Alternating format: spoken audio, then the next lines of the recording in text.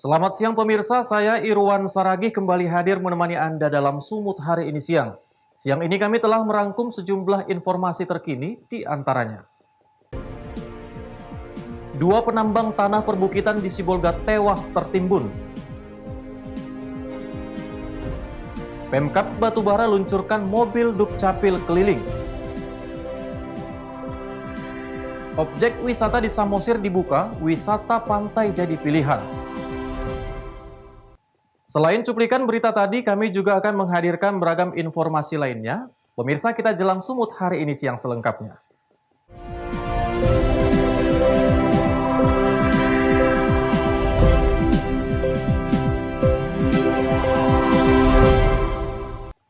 Kita ke informasi pertama, pemirsa. 2 orang penambang tanah perbukitan di kota Sibolga, Sumatera Utara ditemukan tewas tertimbun setelah bukit yang mereka keruk tiba-tiba longsor. Sementara 1 penambang lainnya kini dalam keadaan kritis di ruang IGD Rumah Sakit Umum Daerah Kota Sibolga.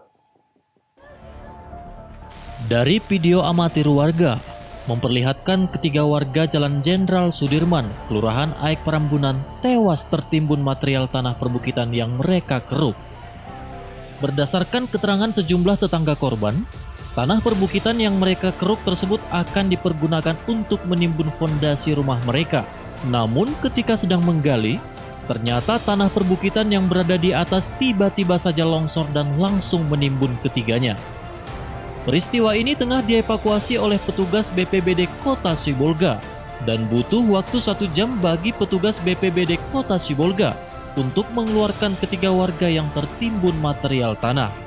Setelah berhasil dievakuasi, petugas langsung memboyong ketiga penambang tanah perbukitan ke Rumah Sakit Umum Kota Sibolga. Naas, 2 dari penambang dinyatakan meninggal dunia, sedangkan 1 di antara ketiga korban saat ini sedang menjalani perawatan medis di ruang IGD. Ada 3 korban, seorang ibu dan 2 orang anak. Ini 2 perempuan, 1 laki-laki. Ini satu keluarga Pak sebenarnya. Jadi ini ada kaitan dengan apa namanya, hubungan keluarga gitu. Keluarga, Pak. Ya bukan anak maksudnya, hubungan keluarga. Terus kita pun evakuasi korban bersama dengan warga di Gang Rukun Damai ini, ya. Yang 2 ya kritis kita bawa ke Rumah Sakit Umum Sibolga. Sekarang kita sedang ditangani apa? Ditangani medis. Ya. Informasi tadi dari warga kita di sini, ya. Memang aktivitas mereka sering di sana untuk apa namanya? Untuk mengambil tanah, untuk menimbun rumah dan membangun rumah di sekitar ini begitu. Jadi korban jiwa memang 3 orang Pak? 3 korban, ya. Cuma 1 selamat, 2 lagi kritis kemarin. Kritis yang kita bawa tuh. Jasad kedua korban penambang yang tewas tersebut langsung dibawa ke rumah duka dan disambut tangis histeris pihak keluarga. Kedua penambang tanah perbukitan yang tewas tertimbun longsor tersebut yakni Joni Hulu dan Amelia Hulu. Sedangkan penambang yang kritis bernama Hagaria Hulu. Baharudin Simanulang melaporkan untuk Evarina TV. Sementara itu pemirsa, usai menggelar aksi unjuk rasa di kantor perwakilan Gojek, ratusan driver ojol yang tergabung dalam Forum Aksi Merah Putih berjuang mendatangi kantor DPRD Medan, Sumatera Utara. Dalam aksinya, ratusan massa meminta kepada wakil rakyat untuk segera menyelesaikan permasalahan yang kini dihadapi para driver ojol dengan melakukan mediasi kepada manajemen Gojek. Tuntutan ini mereka sampaikan dengan menggelar mimbar bebas di pintu gerbang kantor DPRD Medan, Sumatera Utara. Massa yang membawa spanduk dan poster mendesak anggota DPRD Medan segera membuat peraturan daerah tentang ojol. Setelah melakukan orasi, massa akhirnya diterima oleh perwakilan anggota DPRD Medan. Salah seorang driver ojol, Donald Bastian, mengatakan, saat ini manajemen Gojek sudah semena-mena dengan para pengemudi yang selama ini menjadi mitra kerja. Manajemen secara sepihak melakukan pemutusan kerja dengan para driver. Selain itu, para driver juga meminta kepada manajemen untuk mengembalikan pola insentif. merasa tertindas. Bukan merasa tertindas, memang sudah tertindas gitu. Selama ini kita di lapangan sudah bersusah payah, sudah ya bisa dibilang taruhan nyawa gitu. Tapi hasilnya nggak ada, minus. Lebih banyak biaya operasional daripada penghasilan gitu. Bahkan banyak anak istri di rumah udah nggak makan, ada yang diusir dari kontrakan, gitulah. Jadi seperti apa aja tuntutan Tuntutan di driver Gojek ya, di Gojek itu tuntutannya open suspend. Yang pertama itu open suspend, karena selama ini banyak yang di PM, Putus Mitra, tanpa alasan yang jelas. Kadang kita beli makanan gitu ya, GoFood gitu, beli makanan, kurang cabenya, itu suspend loh. Jadi kita minta gimana caranya ya, dia mencari solusi, bukan langsung putus mitra kan langsung drivernya. Yang kedua itu kita minta supaya kembalikan insentif. Dulu insentif itu 150.000. Sekarang insentif itu 70.000 sudah sama ongkos. Jadi kalau ongkosnya yang kita terima itu 65.000, insentif yang kita dapat cuma 5.000. Aksi unjuk rasa ratusan driver ojol ini mendapat pengawalan ketat aparat kepolisian. Dan untuk mengantisipasi keributan, petugas kepolisian memasang kawat duri dan menyiagakan mobil water cannon. Wahyu Pratama melaporkan untuk Eva Rina TV.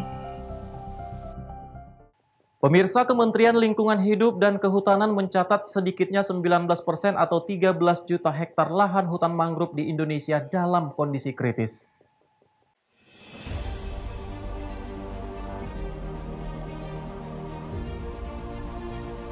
Kementerian Lingkungan Hidup dan Kehutanan menyatakan sedikitnya 3 juta hektar lahan hutan mangrove di Indonesia dalam kondisi kritis. Jumlah tersebut merupakan 19% dari jumlah total luas lahan hutan mangrove di Indonesia. Kerusakan hutan mangrove ini disebabkan alih fungsi lahan oleh oknum masyarakat dan pengusaha yang dilakukan secara masif untuk dijadikan lahan perkebunan kelapa sawit hingga pemukiman warga. Dirjen Pencemaran dan Pengendalian Lingkungan Kemen LKH, Karliansyah menyatakan, pihaknya sedang melakukan berbagai program untuk mengembalikan lahan kritis tersebut ke fungsi awal sebagai hutan konservasi, di antaranya dengan menetapkan kebijakan dan regulasi dalam pengelolaan hutan mangrove. Jadi kita hitung 34 provinsi, 34 kali 20.000 batang itu minimal itu. Ini yang di acara Hari Mangrove, lain lagi hari lainnya gitu ya.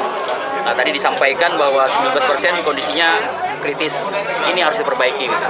Kenapa?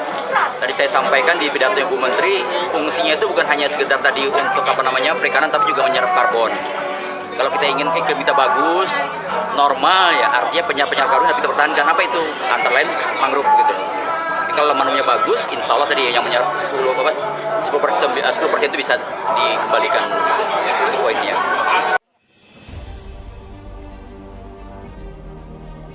Sementara itu menyambut Hari Mangrove Sedunia yang akan jatuh pada 5 Agustus esok, ratusan warga di Sumatera Utara menanam mangrove massal di Desa Pasarawa, Kecamatan Gebang, Kabupaten Langkat, Sumatera Utara. Penanaman massal ini dipimpin langsung oleh Gubernur Sumatera Utara Edi Rahmayadi. Usai menanam massal, Gubernur Sumatera Utara menyatakan prihatin dengan kondisi mangrove di Sumatera Utara yang rusak akibat alih fungsi lahan. Menurutnya, hutan mangrove dapat menyerap karbon dioksida 5 kali lipat dibanding hutan daratan. Ia meminta pemerintah kabupaten kota di Sumatera Utara, TNI dan Polri untuk sama-sama menjaga kelestarian hutan mangrove. Wahyu Pratama melaporkan untuk Eva Rina TV.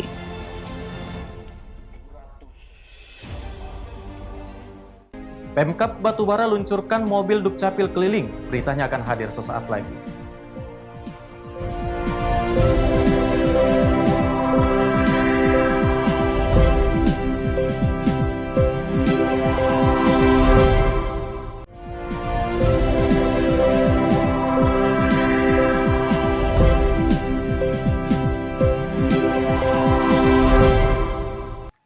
Terima kasih Anda masih bersama kami pemirsa. Meningkatkan pelayanan pembuatan dokumen kependudukan di masa pandemi COVID-19, pemerintah Kabupaten Batubara, Sumatera Utara meluncurkan mobil kependudukan dan pencatatan sipil keliling. Selain itu, Bupati Batubara juga membagikan EKTP dan kartu identitas anak kepada warga. Peluncuran mobil kependudukan dan pencatatan sipil keliling digelar di kantor Desa Mangkai Baru, Kecamatan 50 yang dihadiri Bupati Batubara Zahir. Dalam peluncuran tersebut, Bupati memantau langsung proses pelayanan kepada warga yang akan membuat dokumen kependudukan di mobil kependudukan dan pencatatan sipil keliling. Warga dapat melakukan perekaman KTP elektronik, pembuatan akte kependudukan, kartu keluarga, dan kartu identitas anak. Bupati Batubara Zahir mengatakan, mobil kependudukan dan pencatatan sipil keliling ini untuk meningkatkan pelayanan kepada warga, sehingga tidak perlu datang ke kantor camat atau kantor Disdukcapil saat akan membuat dokumen kependudukan. Mobil kependudukan dan pencatatan sipil keliling akan mendatangi setiap kantor desa secara bergiliran dan juga tempat-tempat pusat keramaian. Ya, ini adalah salah satu upaya pemerintah Kabupaten Batubara untuk memberikan pelayanan yang terbaik. Yang selama hari ini kita sudah membuat pelayanan perekaman KTP itu di kecamatan. Dan semua 12 kecamatan itu sudah bisa merekam KTP. Nah, hari ini kita lebih dekatkan lagi, ya, kita lakukan di desa-desa. Ini pernah saya sampaikan ketika kampanye bahwa pelayanan KTP itu di desa. Nah, inilah wujud daripada janji kampanye kita dulu. Kemudian kita juga di sini selain perekaman pendataan KTP, juga perekaman pemberian kartu identitas anak. Nah, sehingga anak sudah punya kartu identitas. Jadi mulai dari anak sampai orang tua ini harus punya identitas penduduk yang terlink dengan Disdukcapil. Nah, tapi yang banyak orang tua yang lansia, kadang-kadang dia tidak bisa ke kantor camat, makanya kita buat pelayanan ke desa-desa. Dan ini akan hadir di seluruh desa di Kabupaten Batubara. Cuma nanti pertamanya kita buat regional, ada bagian. Misalnya sekarang di Mangke Baru, ini nanti ada masyarakat di Mangke Lama, ya, sama Sumber Makmur di sini. Besok mungkin pindah tempat yang jauh, di tempat mana lagi. Atau nanti ketika ada keramaian, nah ini mobil ini bisa juga ada di tempat keramaian. Sehingga masyarakat itu merasa dihargai, ya, masyarakat itu merasa terlayani oleh pemerintah. Inilah konsep pemerintah Batubara saat ini. Berterima kasih dengan adanya mobil KTPL ini, karena kami nggak perlu jauh-jauh lagi ke Capil. Dengan adanya mobil ini, kami jadi merasa lebih mudah untuk mengurus KTP.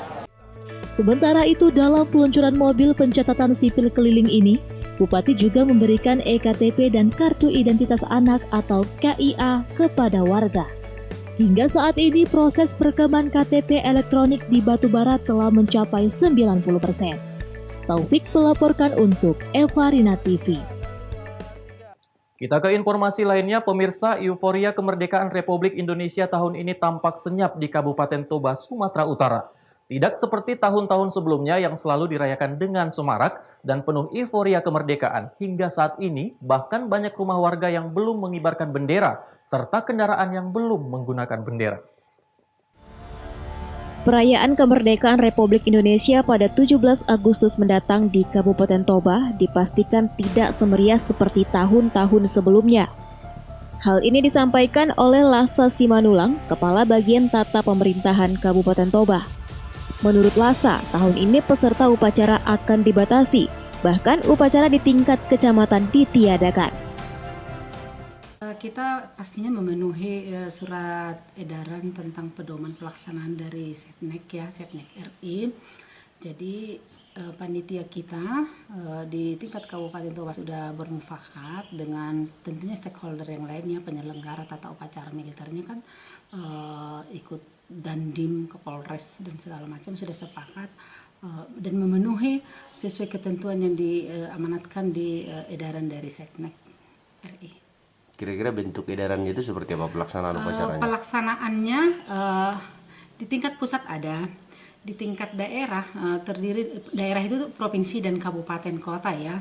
Untuk pemerintah Kabupaten Toba dilaksanakan pada pukul 7.30 di kantor Bupati Toba karena di daerah diamanatkan supaya dilaksanakan di lingkup pemerintah kabupatennya masing-masing. Jadi bersama Dewan kita sudah sepakat juga bahwa Dewan kita yang 30 orang nanti akan hadir di kantor Bupati Kabupaten Toba. Dan untuk detik-detik proklamasinya akan kita ikuti virtual mengikuti dari Istana Negara. Selain pembatasan peserta upacara dan peniadaan upacara di tingkat kecamatan, pemerintah juga mengimbau masyarakat untuk merayakan kemerdekaan Republik Indonesia dengan sederhana dan tidak membuat keramaian. Alex Jetro Siagian melaporkan untuk Eva Rina TV. Pemirsa, penyebaran COVID-19 di Indonesia terus kian bertambah. Di Kota Binjai, Sumatera Utara pun ditetapkan sebagai zona merah. Menyikapi hal ini, Kadis Pendidikan Kota Binjai melarang seluruh sekolah di Kota Binjai untuk melakukan proses belajar mengajar dengan cara tatap muka.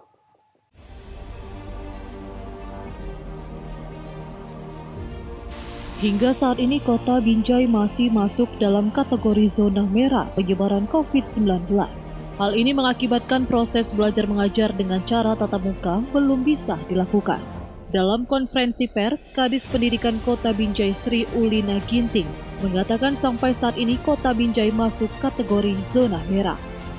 Keputusan ini sesuai dengan keputusan Menteri Pendidikan Agama, PMK dan Menteri Kesehatan tertanggal 15 Juli 2020. Gubernur Sumatera Utara juga mengeluarkan surat edaran nomor 205 GT COVID-19 yaitu tanggal 6 Juli 2020 mengadopsi keputusan 4 materi bahwa penyelenggaraan pembelajaran tahun 2020-2021 di masa pandemi COVID-19 di Sumatera Utara hanya boleh dilaksanakan jika masuk ke zona hijau.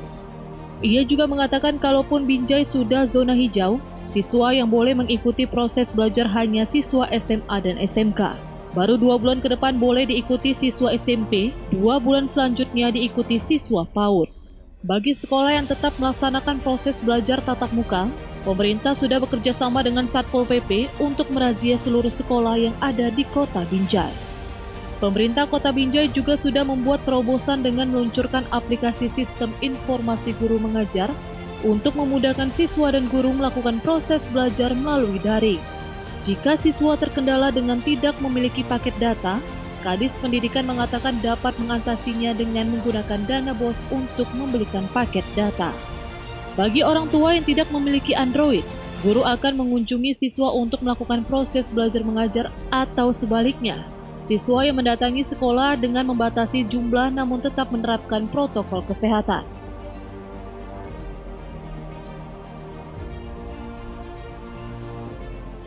Dengan surat edaran nomor 205 GT COVID-19 7 yaitu tertanggal 6 Juli 2020 mengadopsi dari keputusan 4 menteri bahwa memang penyelenggaraan pembelajaran tahun ajaran 2020-2021 tahun akademik 2020 di masa pandemi coronavirus COVID-19 di Provinsi Sumatera Utara tetap di sini mengatakan bahwa yang boleh menyelenggarakan pendidikan atau bersekolah itu hanya yang di zona hijau.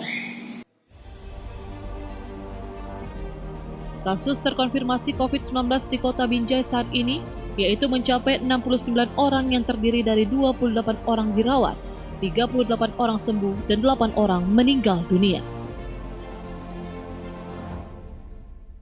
Wahyu Pratama melaporkan untuk Eva Rina TV. Pemirsa, Sumut hari ini akan kembali dengan informasi menarik lainnya. Tetaplah bersama kami.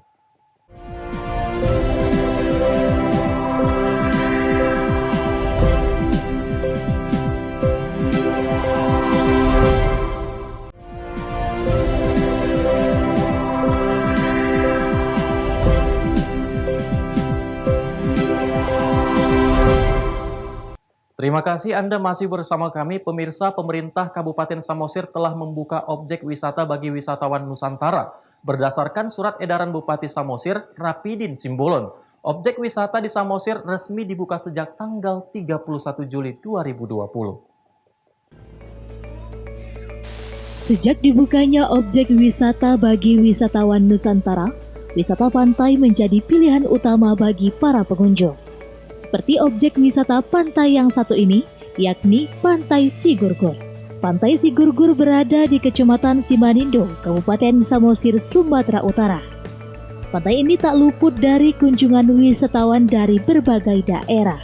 Standar operasional prosedur yang dikeluarkan oleh Bupati Samosir selaku Ketua Satgas Penanganan COVID-19 dipatuhi oleh pelaku usaha wisata di pantai ini. Selain penyemprotan disinfektan, tenaga medis pun dipersiapkan di objek wisata ini untuk kenyamanan pengunjung. Selain itu juga mencuci tangan, pemeriksaan suhu tubuh, serta penggunaan masker berlaku bagi pengunjung selama berada di lokasi. Ya sebenarnya ini ya, di masa pandemi memang kita merasakan ya agak aneh sih kalau untuk berwisatawan dengan memakai masker. Tapi kan ya gimana, ini kan sudah yang namanya sudah protokol kesehatan kan, ya terpaksa harus kita ikutin supaya kita juga mengurangi yang namanya untuk penyebaran COVID-19 ini. Jadi walaupun kita berwisata, tetap harus kita lakukan protokol kesehatan. Ya kalau menurut saya, Bang, ini lumayan ini ya sesuai dengan protokol kesehatan ya. Kita sebelum masuk kita cuci tangan dulu, terus kita diminta untuk memakai masker, terus kita dicek suhu tubuh. Ya saya rasa sih itu udah mengikuti protokol kesehatan. Oke, setelah itu keluar masuknya pengunjung itu pondok-pondok, kursi, meja itu semuanya disterilkan dengan cairan disinfektan. Ya, semua pengunjung di sini kita harapkan untuk menggunakan masker. Jika mereka tidak menggunakan masker, kita bagikan masker sama pengunjung tersebut. Di Pantai Sigurgur, masker disediakan secara cuma-cuma bagi pengunjung yang tidak memiliki masker. Junjungan Marpaung melaporkan untuk Eva Rina TV. Sementara itu pemirsa, pemerintah pusat bersama pemerintah daerah Sumatera Barat mempersiapkan pembangunan pelabuhan Marina Muara Padang untuk meningkatkan pelayanan pariwisata di Sumatera Barat, khususnya di kawasan ekonomi khusus Mentawai. Pemerintah menyiapkan infrastruktur pelabuhan untuk mempermudah pergerakan wisatawan.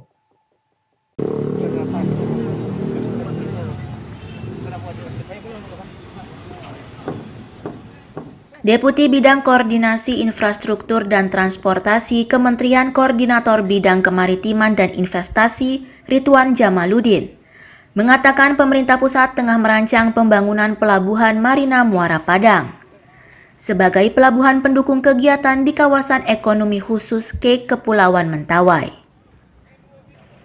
Ridwan menyampaikan program tertinggi di Sumatera Barat adalah pariwisata, dan Mentawai adalah objek wisata kelas dunia.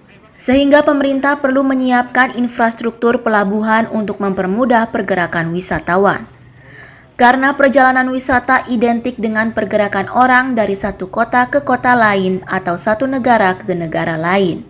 Oleh karena itu, infrastruktur akan mempermudah orang bergerak, dan pergerakan selalu diikuti dengan pergerakan barang, jasa, dan uang. Pembangunan marina ini diharapkan akan membantu sektor pariwisata di Mentawai tumbuh berkembang, seiring dengan adanya pembangunan infrastruktur pendukung lainnya. Akhirnya terkait menurut saya kalau di sana mau kita kembangkan kawasan ekonomi khusus, walaupun di sana nanti ada rencana untuk membangun bandara sendiri, artinya wisatawan bisa terbang langsung ke sana, tapi opsi ini tetap dibuka gitu. Apalagi sana kan belum mulai, sini sudah ada, jadi dua-duanya kita buka, baik yang mau langsung ke Mentawai melalui jalur udara atau yang melalui jalur laut melalui Padang. Wakil Gubernur Sumatera Barat Nasrul Abid mengatakan, pihaknya tengah menyiapkan perihal perizinan dari mulai izin AMDAL hingga izin mendirikan bangunan. Selain itu, sudah ada investor yang tertarik dalam proyek pembangunan pelabuhan ini. Jadi kita tentu berterima kasih dalam hal ini, Pak Deputi datang sih sudah beberapa kali meninjau pelaksanaan ini, ternyata sampai hari juga belum. Padahal itu Pak Menko Maritim kita tahu persis beliau segera dan cepat ya, di depan kita beliau telepon itu di rutenya Pelindo untuk segera. Tapi tentu kita juga tidak mau melanggar aturan masalah AMDAL dan izin dari BWS 5 karena di kewenangan ini ada BWS 5 yang di balai gitu. Pelabuhan Marina Muara Padang akan dikelola oleh PT Pelabuhan Indonesia atau Pelindo II.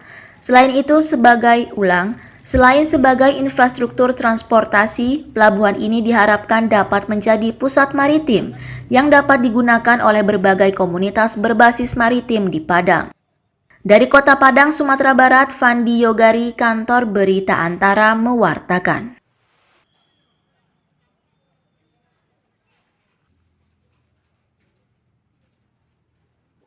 Informasi tadi sekaligus mengakhiri pertemuan kita dalam Sumut hari ini siang. Saya Irwan Saragih mewakili kerabat kerja yang bertugas. Pamit undur diri dari hadapan Anda. Terima kasih dan sampai jumpa.